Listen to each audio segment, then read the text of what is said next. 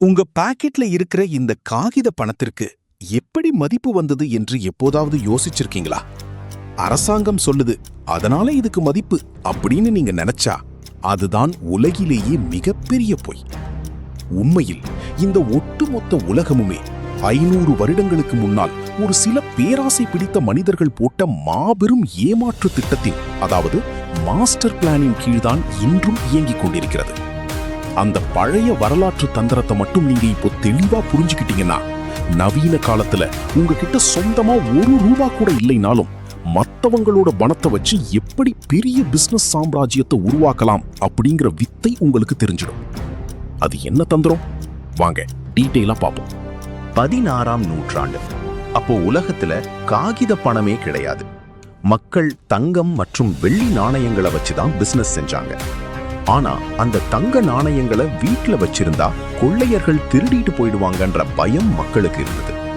அப்போதான் உள்ள வர்றாங்க கோல்ட் ஸ்மித்ஸ், அதாவது தங்க நகை வியாபாரிகள். இவங்க கிட்ட தங்கம் பத்திரமா இருக்கிறதுக்காக பெரிய இரும்பு லாக்கர்கள் இருந்தது. இவங்க மக்களுக்கு ஒரு ஐடியா கொடுத்தாங்க. உங்க தங்கத்தை எங்க லாக்கர்ல கொண்டு வந்து வைங்க, நாங்க பாதுகாவலர்களை வச்சு பத்திரமா பாத்துக்கிறோம். அதுக்கு பதிலா எங்களுக்கு ஒரு சின்ன வாடகை மட்டும் கொடுங்க. மக்களும் பயந்துகிட்டு தங்களது தங்கத்தை கொண்டு போய் அவங்க கிட்ட கொடுத்தாங்க.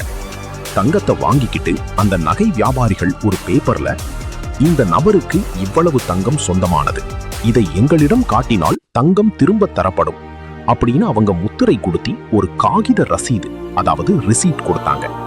இப்போ மக்கள் மார்க்கெட்டுக்கு போய் ஒரு ஆடு வாங்கணும்னா லாக்கர்ல இருந்து தங்கத்தை எடுத்துட்டு போறதை விட அந்த நகை வியாபாரி கொடுத்த காகித ரசீதை கொடுத்தாலே ஆடு விக்கிறவன் ஏத்துக்கிட்டான்.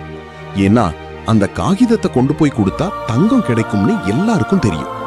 இப்படித்தான் உலகத்தோட முதல் காகித பணம் பிறந்தது.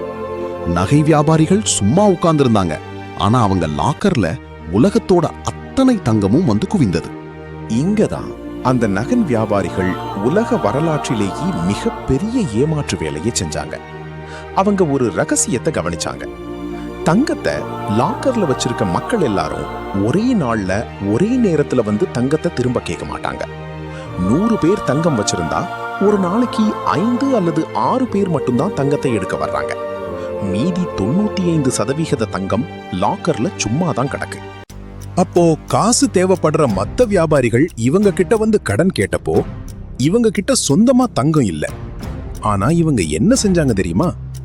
லாக்கர்ல சும்மா கடந்த மத்த மக்களோட தங்கத்தை வச்சு போலியான காகித ரசீதுகளை, ஃபேக் ரெசீட்ஸை பிரிண்ட் பண்ணி கடனாக கொடுக்க தொடங்கினாங்க.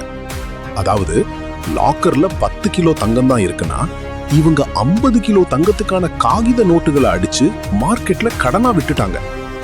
இல்லாத தங்கத்துக்கு காகிதத்தை அச்சடிச்சு அதுக்கு வட்டியும் வாங்கினாங்க. இதற்கு பெயர்தான் ஃபிராக்ஷனல் ரிசர்வ் பேங்கிங், அதாவது காற்றிலிருந்து காசை உருவாக்குவது.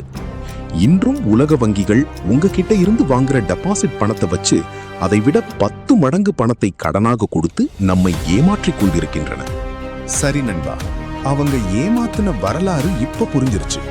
ஆனா இத வச்சு இன்னைக்கு நாம எப்படி பிசினஸ் பண்ணி பணக்காரராகிறது அப்படின்னு கேக்குறீங்களா? இங்கதான் நவீன காலத்துக்கான மாபெரும் பிசினஸ் பாடம் ஒளிஞ்சிருக்கு.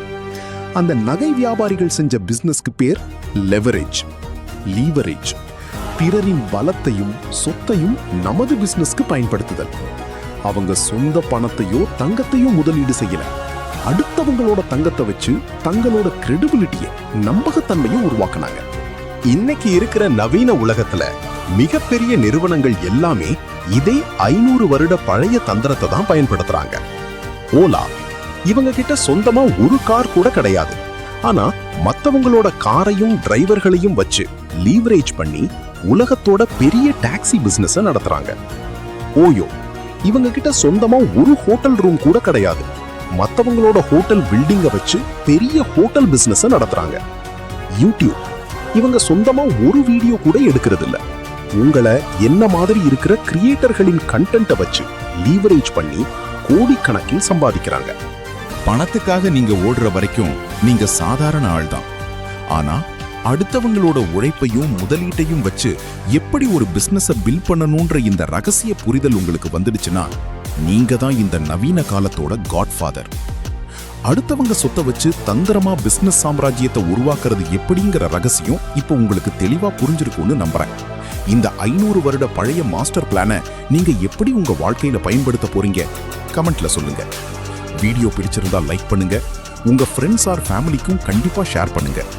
இது போன்ற ஹிஸ்டரி, பிசினஸ் சைக்காலஜி, ஹிடன் மணி சீக்ரெட்ஸ் வீடியோஸ் பார்க்க நம்ம சேனல் தமீம் அன்சாரி 1 சப்ஸ்கிரைப் பண்ணுங்க.